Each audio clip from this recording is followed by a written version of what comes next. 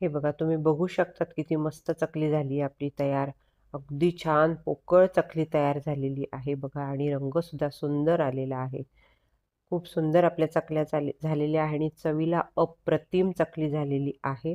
तुम्ही बघू शकतात मस्त खुसखुशीत चकली आपली तयार झालेली आहे. कालच्या व्हिडिओमध्ये मी तुम्हाला भाजणी कशी तयार करायची ते दाखवलं होतं आणि आज चकल्या कशा तयार करायच्या त्याच पिठाच्या ते मी तुम्हाला दाखवणार आहेत.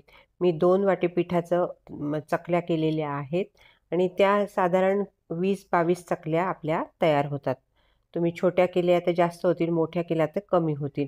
तुम्ही बघू शकतात अजिबात तेल न पिणारी चकली तयार झालेली आहे आणि तुम्ही बघू शकता कागदसुद्धा तो टिश्यू पेपर अजिबात आपला भरलेला नाही आहे. हे बघा सुंदर आपली पोकळ चकली तयार झालेली आहे आणि मस्त खुसखुशीत चकल्या आपल्या तयार झालेल्या आहेत. तुम्ही आवाजसुद्धा बघू शकताय त्याचा. खूप सुंदर चकली आपली तयार झालेली आहे.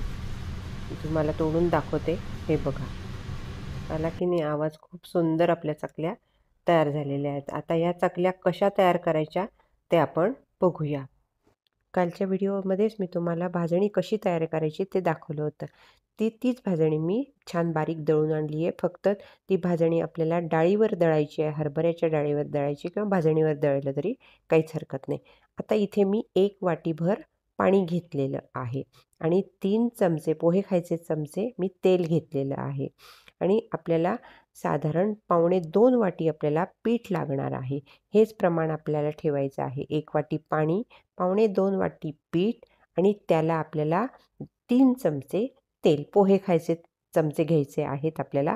आता आपल्याला मसाला घ्यायचा आहे. 2 चमचे मी तीळ घेतलं आहे, 1 चमचा मी ओवा घेतला आहे, 1 चमचा तिखट घेतलेलं आहे, 1 चमचा मीठ घेतलेलं आहे, हिंग घेतलेला आहे आणि किंचित हळद घ्यायची आहे. जास्त हळद वापरायची नाही आहे, नाहीतर मग कलर वेगळा होतो, त्याचा डार्क होतो थोडासा चकल्यांचा. म्हणून आपण हळद थोडीशी कमी घ्यायची आहे. आता इथे तिखटसुद्धा आपण खूप डार्क वापरायचं नाही आहे. थोडंसं फिक्कं, रंगाला फिक्कं असलेलं तिखट मी वापरलेलं आहे. आता पाण्याला परत एकदा उकळी आलेली आहे आणि त्याच वाटीने आपल्याला पीठ मोजून घ्यायचे. साधारण पावणे 2 वाटी मी पीठ टाकलेलं आहे आणि कालवून घेतलेलं आहे. आता याच क्षणाला मी गॅस बंद केलेला आहे. पीठ टाकल्या मी गॅस बंद केलेला आहे. हे छान कालवून घ्यायचं आहे आपल्याला आणि आता आपल्याला यावर झाकण ठेवायचं आहे. तुम्हाला जरी वाटत असेल की हे कोरडं वाटतंय पीठ, पण काहीच काळजी करू नका. हे आता एकदा कालवल्यानंतर गॅस बंद केल्यानंतर हे आपल्याला 10 मिनिटासाठी असंच झाकून ठेवायचं आहे. मी एक ताट घेतलेलं आहे आणि ताटाने हे छान आपल्याला झाकून ठेवायचं आहे 10 मिनिटासाठी. किंचित गार झाल्यानंतर आपल्याला परातीत काढून घ्यायचं आहे आणि हे पीठ छान असं कुस्करून घ्यायचं आहे, मोडून घ्यायचं आहे. गाठी वगैरे काहीही होत नाही. हे बघू शकतात छान आपण कालवून घेतलेलं आहे आणि रंगसुद्धा छान आलेला आहे. आता याचा गोळा करून घ्यायचा आहे. थोडासा घट्ट वाटला तरी काही घाबरण्याचं कारण नाही. आता एक छोटा गोळा मी एका भांड्यात काढून ठेवलेला आहे आणि मी झाकून ठेवलेला आहे. उघडा ठेवायचा नाही आहे, नाहीतर कोरडं पीठ होतं. आता या पिठाला छान किंचित पाण्याचा हात लावायचा आहे. थोडंसं पाण्याचा हात आपल्या हाताला लावायचा आणि मळून घ्यायचं आहे. हे बघा अगदी थोडासा पाण्याचा हात लावला आहे मी आणि छान असं कुस्करून घ्यायचं आहे हे पीठ आपल्याला. हे बघा इथपर्यंत असं मी 2 वेळा पाण्याचा हात लावलेला आहे.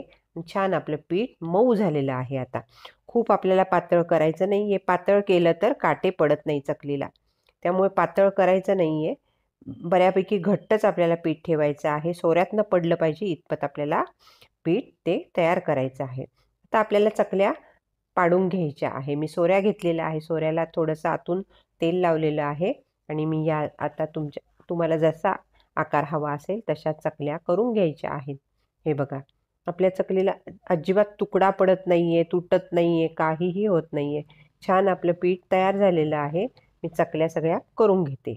जेवढ्या सोऱ्यात आहे तेवढ्या चकल्या मी पाडून घेते आणि नंतर आपल्याला तळायला घ्यायच्या आहेत. हे बघा जरी तुम्ही आकार त्याचा बदलला तरीही अजिबात तुटत नाही आहे. सोऱ्यातल्या चकल्या मी करून घेतलेल्या आहेत एका ताटलीत आणि एकीकडे मी तेल तापत ठेवलेलं होतं. तेलात मी थोडासा तुकडा टाकून बघितलं आहे.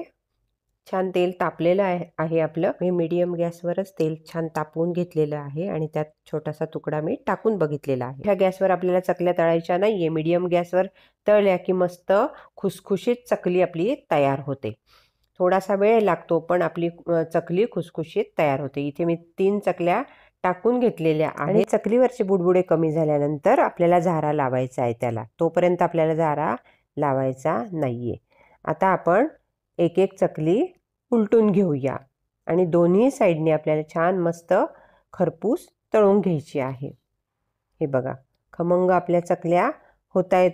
मस्त झाल्या आहेत आपल्या चकल्या आणि डार्क रंगावर आपल्याला करायच्या नाहीये. कारण काय की जर रंगाचं आपण तिखट टाकलं तर सगळं तेलसुद्धा लाल होतं आणि चकल्यासुद्धा लाल लाल होतात, डार्क कलरवर होतात, मरून कलरच्या होतात. म्हणून लाल तिखट जे आहे ते खूप डार्क घ्यायचं नाही आहे आपल्याला. जे माझ्याकडे होतं मी घरी तयार करते ते छान रंगाला आहे, पण मी थोडंसं ते अर्धी वाटी उन्हात ठेवलं होतं आणि नंतर मी ते तिखट या चकल्यांना वापरलेलं आहे. दोन्ही साईडने आपल्या चकल्या मस्त तळून घ्यायच्या आहेत आपल्याला. तुम्ही बघू शकतात साधारण 3 ते 3.5 मिनटं मला चकल्या तळायला लागलेली आहेत. हे बघा, मस्त आपली चकली तळून तयार आहेत. किती सुंदर काटे आले आहेत बघा चकलीला. म्हणून पीठ जास्त पातळ करायचं नाही आपल्याला, घट्टच पीठ ठेवायचं आणि घट्ट पीठ ठेवलं की चकलीला काटे सुंदर येतात. म्हणून आपल्याला बऱ्यापैकी घट्ट पीठ ठेवायचं आहे आणि चकल्या पाडून घ्यायच्या आहेत. आता मी दुसऱ्या चकल्या टाकलेल्या आहेत तळायला.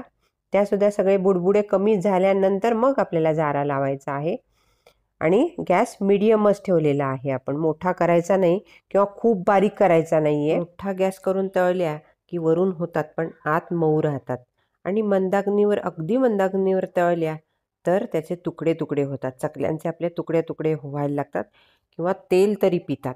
आता तुम्ही बघू शकतात मी जेवढं तेल टाकलं आहे ना तेवढंच तेल आहे शिल्लक. कारण अजिबात आपल्या चकल्या तेल पिलेल्या नाही आहेत.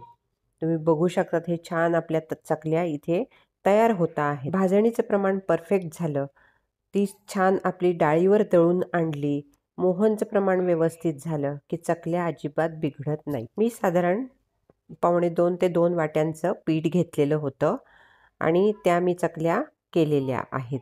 23-24 चकल्या आपल्या तयार होतात.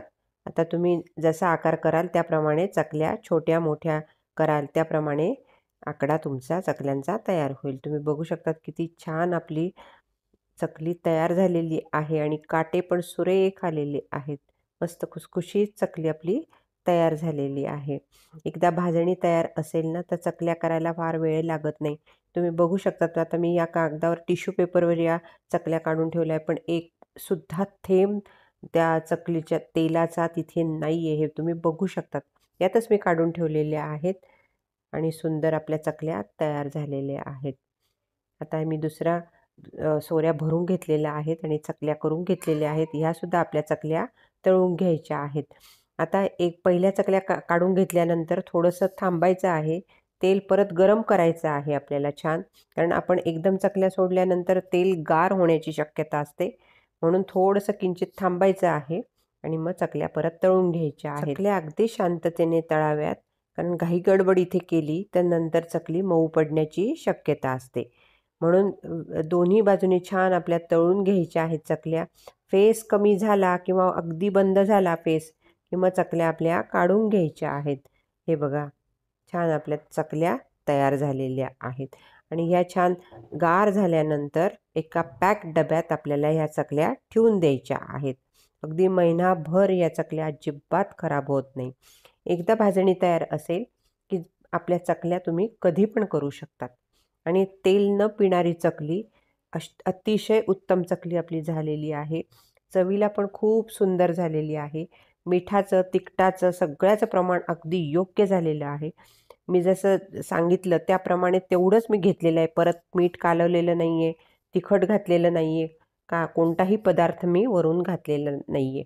फक्त 1-2 चमचे मी फक्त पाणी घेतलेलं आहे हाताला आणि थोडीशी कणिक मी मऊ करून घेतलेली होती ती आणि नंतर आपण चकल्या तळायला सुरुवात केली. हे बघा, हे तेल तुम्ही बघू शकता जेवढं मी टाकलेलं होतं तेवढंच तेल शिल्लक आहे, किंचित कमी झालेलं आहे. एवढ्या चकल्या आपल्या तळून तयार आहेत. म्हणजे चकल्यांनी अजिबात तेल ओढलेलं नाहीये. चकल्या अजिबात तेल पिलेल्या नाहीयेत. हे बघा, तुम्ही बघू शकतात माझ्या हाताला सुद्धा किंचितही तेल लागत नाहीये. मी अगदी टाकायचं म्हणून तिथे टिश्यू पेपर ठेवलेला आहे, पण त्या टिश्यू पेपरवर एक सुद्धा थेंब तेलाचा नाहीये. मस्त पोकळ आपली चकली तयार झालेली आहे. आपणही नक्की करून बघा. मी सांगितल्याप्रमाणे भाजणी तुम्ही नक्की करा. हे बघा, तुम्ही आवाज बघू शकतात याचा आणि तेलसुद्धा बघू शकतात. माझ्या हाताला अजिबात तेल लागलेलं नाही आहे आणि टिश्यू पेपरला सुद्धा तेल नाही आहे. हे बघा, किती सुंदर आपली चकली झालेली आहे. मस्त खुसखुशीत चकली आपली तयार झालेली आहे आणि पोकळ चकली झालेली आहे. मी भाजणीचाही व्हिडिओ अपलोड केलेला आहे आणि त्याच भाजणीच्या मी या चकल्या तयार केलेल्या आहेत. मागच्या व्हिडिओमध्ये मी भाजणी दाखवली होती, या व्हिडिओमध्ये त्याच भाजणीच्या मी चकल्या करून दाखवलेल्या आहेत. आपणही अशा न चुकणाऱ्या चकल्या नक्की करून बघा, खाऊन बघा आणि आपल्या प्रतिक्रिया मला नक्की कळवा. माझ्या व्हिडिओला लाईक करा, शेअर करा आणि चॅनलला सबस्क्राईब करा. धन्यवाद.